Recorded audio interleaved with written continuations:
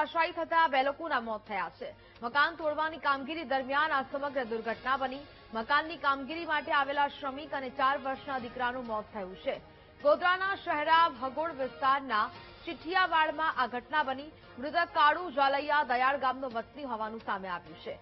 પિતા દીકરાના મૃતદેહને ગોધરા સિવિલ હોસ્પિટલ લઈ જવાયા। કોન્ટ્રાક્ટરની બેદરકારીથી દુર્ઘટના બની હોવાનો પરિવારજનોએ આક્ષેપ કર્યો છે।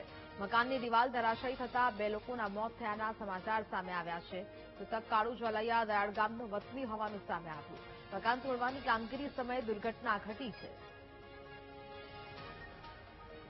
અમારો ભાઈ ત્યાં ગાડી મજૂરી કામ ચોકીદારી કરતો હતો, તો 8 વાગ્યા પહેલા કે કામ ચાલુ ના થાય પહેલા એને ઉપર પેલું ગ્રેડ મશીનને તોડવા મળ્યો।